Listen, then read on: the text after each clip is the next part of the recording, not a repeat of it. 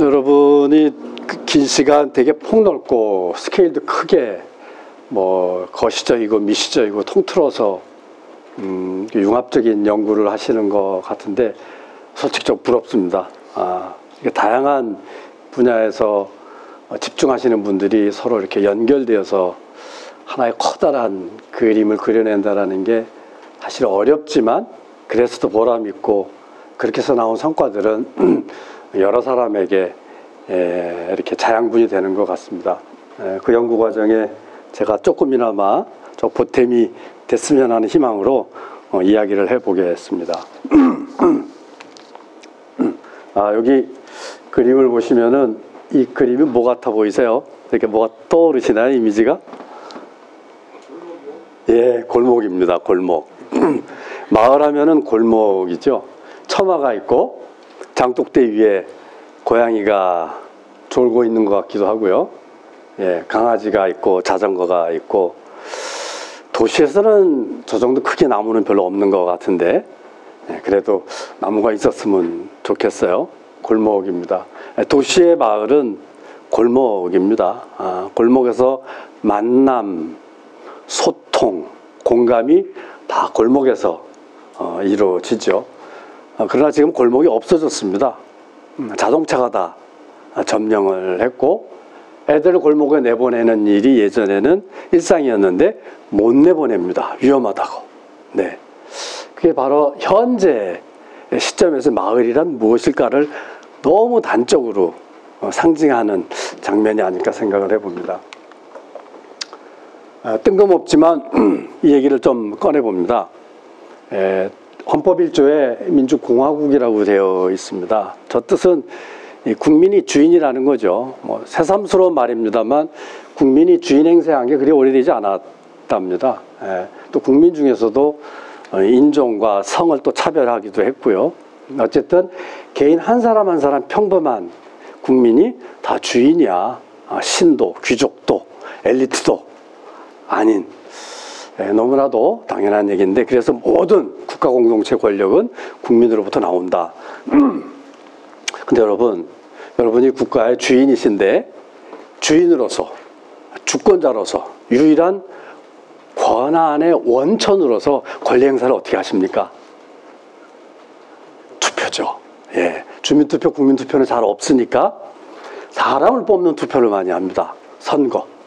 4년마다, 5년마다 투표를 합니다. 근데 여러분, 투표가 주권자 국민의 대단히 중요한 권리 행사 방식이 투표인데, 그 투표의 본질이 권리 포기라는 거 동의하세요? 예, 권한을 넘겨주는 행위입니다. 투표라고 하는 거는 누구에게?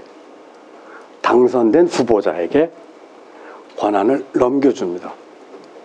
대의제 민주주의는 다 이렇게 하죠. 이게 바로 우리가 겪고 있는 민주주의는 대부분 다 대의제 민주주의인데, 그 민주주의의 속성이 권리 행사와 동시에 권리를 포기한다는 사실이에요. 문제는 이걸 법률적으로 위임이라고 하는데요. 위임받은 당선된 후보자가 주인 말을 잘 듣습니까? 예, 바로 답이 나오더만요. 택도 없는 소리라고. 우리만 그런 게 아니고 외국에도 그렇고요. 예전에도 그랬대요. 동서고금을 통틀어도 종이 주인 말을 듣는 법이 없대요. 그럼 어떡하죠? 그 종한테 내 권한을 다 위임했는데 그 종이 내 말을 안 들으면 방법이 뭡니까? 4년을 기다려야 됩니다. 뽑아주나 봐라 이렇게 궁시렁대면서. 4년 동안 못 기다리는 사람이 있어요. 없는 사람들은 못 기다려요. 생존의 벼랑에 몰려요. 스스로 목숨을 끊기도 해요. 있는 사람은 뭐 누가 되든 4년에 바뀔 거고, 누가 되든 있는 사람의 권한을 침해하지 않는다라는 거는 있는 사람이 너무도 잘 알아요. 못하는 거죠. 여건야건 다 그래서 기득권이라고 얘기하는지도 몰라요. 이게 바로 지금 우리가 겪고 있는 민주주의의 숙명적인 비극이에요. 못 기다리는 사람은 어떻게 해야 될까요? 살기 힘든 사람은 참여해야 돼요. 개입해야 돼요. 너 선거 때 말한 거랑 다르지 않아? 왜 안 해? 더 잘할 방법이 있지 않아? 같이 하자. 참여. 결국은 종에게 너 종이야 라는 사실을 환기시키지 않으면, 즉 주인이 주인 노릇을 하지 않으면 그 종이 지가 주인인 줄 알아요. 특별히 못돼서 그런 게 아니라 종이 권한을 위임받으면 대체로 그렇게 되나 봐요. 그래서 끊임없이 주인이 주인 노릇을 해야 돼요. 종이 종이라는 사실을 끊임없이 환기해야 돼요. 그 방법이 참여랍니다. 그것도 요새는 협치라고도 표현하더군요. 결국은 주인이 종의 시스템에 참여한다는 것은 종인 공무원과 민간인 주권자가 협력하는 거거든요. 결국 민간 협력, 협치죠. 그래서 우리가 얘기하는 시민 참여, 협치라고 하는 거는 어쩌면 우리가 겪고 있는 민주주의의 내재적인 본성인지도 모른다. 이게 안 되면 민주주의가 엄한 데로 간다. 왜? 종이 지가 주인인 줄 알고 끌고 가면은 엄한 데로 가는 겁니다. 제가 이 얘기를 우선 던져봅니다. 한국 사회에 있어서 공공성을 주도했던 주도 세력이 조금 바뀌었던 것 같아요. 해방 후에는 국가가 주도했던 것 같습니다. 그 국가를 구성했던 권력을 조금 들여다보면, 조금 거칠게 표현하면 군인과 총독부 직원이 같이 협력해서 구성한 정부 아닐까요? 이들이 식민지를 겪고 식민지에서 벗어나자마자 뭐 좀 해보려고 했더니 내전을 해요. 같은 민족끼리 총뿌리를 겨누고 죽이는 전쟁을 했다는 거예요. 네, 식민지와 내전을 동시에 겪어서 강토가 다 폐허가 됐죠. 어쨌든 이 상황으로부터 벗어나는 게 그 시대 과제였어요. 이 시대 과제를 바로 군인과 청산되지 못한 총독부의 세력이 결탁을 해서 주도합니다. 뭐 잘했다는 사람도 있고 못했다는 사람도 있는 것 같아요. 한강이 기적이라고 얘기하기도 하고, 이미 박정희 이후에 거의 다 이루어진 거 아니야? 박정희 때는 거의 이루어진 게 없는 것 아니야? 뭐 이런 통계를 제시하는 분들도 있는 것 같아요. 어쨌든 이 시점에서 근대적 과제들은 상당히 초과달성한 것 같아요. 뭐 주택도 거의 100%에 가깝대요. 주택 보급률이. 여러분 집 있으세요? 100% 가깝다는데 집이 없는가 몰라요. 그 제가 국민학교 다닐 때는 한 반에 87명이었습니다. 2부제로 했습니다. 요즘은 한 30명 정도. 제가 80학번입니다. 고등학교 때 한 반에 한 20% 대학 갔습니다. 30%? 요새는 뭐 80%, 90%. 교통? 산골짜기마다 차 다 들어갑니다. 통신? 세계 최고입니다. 근대적 과제들은 상당히 많이 해결한 것, 심지어는 지금 선진국이에요. 네. 어쨌든 그러다가 근데 그 과정에서 사람이 너무 많이 죽었어요. 네, 권위주의, 폭력, 독재. 그러면서 87년이 새롭게 나타납니다. 공공성의 주도 세력이 바뀌는 거죠. 이른바 시민사회, 가로치고 시민단체라고 저는 얘기를 합니다. 시민적 세력이 공공성을 주도하기 시작을 합니다. 국가가 공공성을 주도할 때 그 국가가 갖는 폭력성에 대한 대응을 국가가 폭력이니까 대응도 폭력적으로 화염병 던지고 까딱 잘못하면 감옥 가고 쥐도 새도 모르게 잡혀가서 죽고 분신하고 싸움의 양상입니다. 때리는 자와 막아내는 자가 다 폭력적으로 할 수밖에 없었던 시대죠. 그러나 87년 이후에 폭력 투쟁은 좀 많이 사라지게 됩니다. 왜? 직선제를 쟁취했잖아요. 그래서 국민이 내 손으로 대통령을 뽑는 정치 시스템, 이른바 절차적 민주주의가 획득이 되면서 이 세력들이 실질적 민주주의를 이제부터 구축해 가자, 예, 싸우는 게 아니라 법과 제도, 시스템을 바꿔서 실질적으로 행복하게 살 수 있는 국가 공동체 시스템을 만들자. 예, 그래서 한 일이 뭡니까? 정부와 협력해서 정책 만들고 국회랑 협력해서 제도 만드는 거였어요. 누가 제일 전면에 섰을까요? 이 시대에. 교수와 변호사입니다. 왜 그러죠? 정책에 대해서 공무원하고 맞짱 뜰 수 있는 전문 지식을 가진 분들이 교수님들이었어요. 법률 만드는 거는요. 국회의원하고 법 가지고 신랑이 하려면은 법률 전문가가 필요했어요. 그래서 교수와 변호사가 87년 이후에 공공성 주도의 핵심 세력들이었어요. 이때 대부분의 시민단체가 다 만들어집니다. 87년 이후에. 참여연대, 경실련, 여성민우회, 환경운동연합 4대 메이저가 다 87년 투쟁 이후에 90년 초까지 다 만들어집니다. 대표적으로 참여연대 공동대표 두 사람을 들어볼까요? 박원순과 조희연이었습니다. 박원순 변호사, 조희연 교수요. 박원순은 시장이 됐고 조희연은 교육감이 됐어요. 대단히 상징적이죠? 네, 어쨌든 그 시대에 87년 이후에 공공성을 주도했던 세력의 한 단편적인 모습들입니다. 이때 저런 걸 다 해결했대요. 금융실명제, 한약분쟁 조정, 소액주주운동, 국민생활 최저선. 저게 이제 복지 기본 가이드라인을 그때 만든 거죠. 동강 환경 문제 들어오죠. 호주제, 여성 문제가 전면에 들어오죠. 예. 보행권 조례도 이때 만들어졌대요. 예. 상당히 현대적인 이슈들이, 공공적 과제들이 이때 많이 거론되고 실제로 관철됐다고 합니다. 실질적인 우리 사회의 공공적 이익들을 제도적으로 관철시켰던 시대가 바로 이때였다는 거죠. 근데 이게 최정점이 언제냐면요. 2000년이에요. 2000년 여러분 혹시 기억하십니까? 밑에 사진을 보시면 총선연대라고 합니다. 2000년 총선 때 시민단체가 다 들고 일어나요. 그래서 연서명을 해요. 주장한 게 뭡니까? 낙선운동이었어요. 이때 국회의원 후보가 되겠다고 나선 사람들 몇 면을 보니까 이 사람들 보기에는 택도 없는 거예요. 이 사람들이 국회의원이 됐다가는 제도 개선 못한다. 왜? 해봤잖아요. 10년 동안 정부와 위원회를 통해서 정책을 만들고 국회에서 법을 만들어 봤는데 진짜로 택도 없는 국회의원들이 너무 많은 거예요. 공무원을 자를 수는 없잖아요. 그거 임명직이니까. 시험 봐서 들어갔으니까. 임기가 보장되는 사람들이니까. 바꿀 수 있는 사람은 국회의원밖에 없었던 거예요. 근데 택도 없는 그 국회의원이 또 재선하겠다고, 삼선하겠다고 나서니까 우리 운동이, 우리 공공성의 실효성을 가지려면 저거는 국회의원 못되게 해야 되겠다.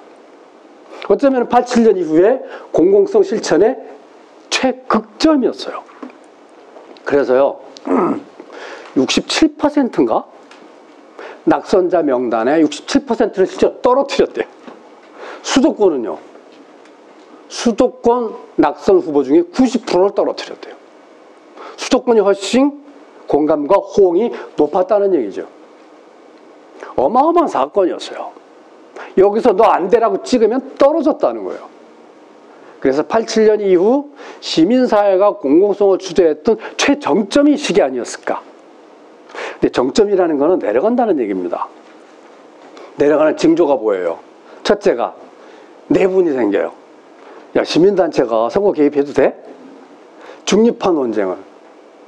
그래서 화해가 안 돼서 이른바 우파가 갈려나갑니다. 김준영 목사님 등등등등 갈려나갑니다. 뭐 뉴라이트도 뭐 그런 맥락이라고 설명하시는 분들도 있더라고요. 내부적으로는 이게 갈리고 외부적으로는요. 그 전에는요. 정치권 야당 쪽에서는 시민사회와 함께 싸웠잖아요. 그래서 협력적 분위기였어요. 김영삼. 근데 이 이후부터는요. 견제하기 시작해요. 이것들이 오냐 했더니 상투를 잡네? 그냥 시민사회에서 샤우팅이 나고 말 거지 총선에 개입해서 낙선운동을 해? 이거는 못 참아주겠다. 견제하기 시작을 합니다. 외부적으로는 견제가 들어오고 내부적으로는 분화가 생기는 거죠. 더 결정적인 거는 시민단체가 전문화되면서 분과주의적인 흐름이 나타나요. 전문화되는 긍정적인 측면도 있지만 전체를 못 본다는 거예요. 자기들끼리도 부닥친다는 거예요. 심지어는 정부 자원을 놓고 갈등을 벌이기도 해요. 더 결정적인 거는요. 시민운동에 시민이 잘 안 보여. 애드보커시 운동에 갖는 근본적인 자기 한계죠. 시민들은 어떻게 지지했어요? CMS를 지지했어요. 통장에 10,000원 넣는 걸로. 그러나 시간이 가면서 시민이 점점 멀어져요. CMS가 바닥이 나요. 그나마 회비로 인건비 줄 수 있는 단체가 몇 개 안 돼요. 시민단체 상근자가 있는 게 30%도 안 돼요. 그나마 한 사람이 있는데. 대부분은 4대 메이저가 다 가지고 있잖아요. 없다는 얘기예요. 그럼 CMS도 바닥에 난다는 거예요. 결국은 시민단체가 시민으로부터 멀어지면 힘이 빠져요. 힘이 빠지면 정부와 붙어도 안 먹어져요. 내부적으로도 갈리고 바깥으로는 영향력이 안 먹히고 결국은 시민적 지지가 줄어들기 때문에 생기는 현상들이죠. 이렇게 87년 이후 90년대 시민적 공공성 주도 세력들이 2000년을 정점으로 내려간다. 그러면 새로운 공공성의 주도 세력들은 누구일까 이제? 국가도 아니고 시민단체도 아니라면 누굴까요? 저는 그게 마을 공공성이라고 생각하는 사람입니다. 그럼 한 몇 가지 전조 현상을 볼까요? 2002년에 월드컵 이 그림 보시죠? 어마어마한 축제처럼 금메달 따면 울고 불고 하는 시절이 이제 넘어가는 거예요. 기쁜 거예요. 즐거운 거예요. 메달보다도 참여가 더 즐겁고 그래서 즐기는 문화. 우리가 유럽을 항상 부러워했던 맨날 보릿고개가 걱정이었던 대한민국의 국민들이 즐기는 그런 문화로 접어든다 그래요. 즉 공동체의 축제 현상이 도시 도로에서 벌어지기 시작을 합니다. 그 이후에 효순미선 장갑차에 여중생이 참혹한 변을 당한 일입니다. 이거 시민단체가 집회 조직하지 않았어요. 직장인이 사발통문해서 촛불을 들기 시작했어요. 그 이후에는요. 노사모라는 현상이 나타납니다. 선거운동을 팬클럽처럼 해요. 이거 뭐지 또? 완전 새로운 정치 캠페인 양상이 나타나요. 이거 다 주민이 주도하고 주민이 자유롭고 발랄한 축제처럼 집단적인 행동을 하는 문화가 자꾸 뭐가 생기는 거예요. 그 다음에 탄핵반대 운동. 노사모로 당선시킨 노무현 대통령이 탄핵을 당하면서 그 반대하는 운동이 벌어져요. 그 다음에 4년 후에 광우병 촛불 운동이 벌어집니다. 그 다음에 탄핵 운동까지 이어집니다. 즉 2002년부터 시작된 한 15년의 이 흐름이 어떻게 보면은 시민적 공공성이 가장 정점에 올랐을 때 새로운 사회적 양상이 끊임없이 이렇게 나타나고 있는 것 아닐까라고 지적을 해보는 겁니다. 이것의 특징은 뭘까요? 동원이 아니고요. 시민이 직접 참여해서 직접 행동하기 시작했다는 겁니다.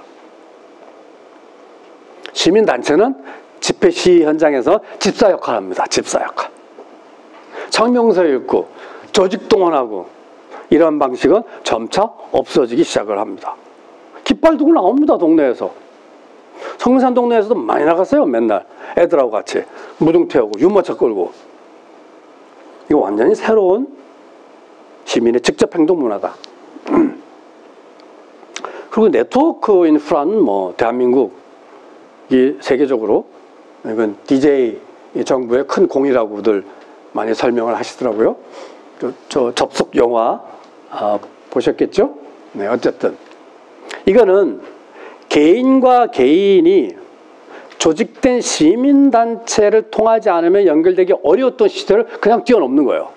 이건 개인이 무한정한 개인과 리얼타임으로 접속할 수 있는 인프라가 깔렸다는 얘기입니다. 대단히 중요한 사회 변화의 토대가 구축되고 있다.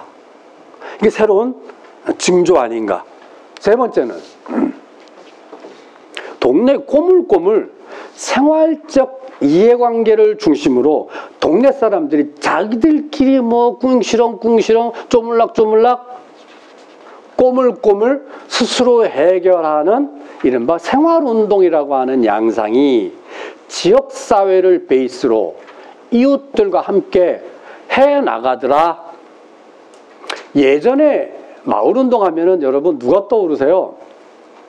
저는 재정구 의원이 떠올라요. 재정구 의원은 또 하면 또 뭐가 떠오르냐면요. 달동네 철거가 떠올라요. 네. 시골에서 서울로 막 이사 와서 달동네 뭐가 판잣집 짓고 이게 막 살았어요. 개발한다고 다 밀어버렸어요. 그러니까 삶의 터전을 잃어버린, 생존권의 터전을 잃어버리게 생긴 도시 빈민들 싸움으로 도시 마을 운동이 됐어요. 근데 이건 완전히 양상이 다른 마을 운동이에요. 그런 생존권 투쟁 차원의 마을 운동이 아니라 대단히 사소한 생활적 이해관계를 중심으로 마을 운동들이 벌어지더라. 이건 제가 성미산 마을 사진을 제가 몇 개 가지고 왔습니다. 저는 이 세 가지를 좀 종합해 보면 1987년 즉 90년대 시작되어서 2000년대 정점을 찍고 하향 곡선을 그리던 시민적 공공성을 바톤 터치할 새로운 공공성의 주체와 그들이 주체를 관철시키는 양상에 대한 힌트가 되지 않을까 그런 생각을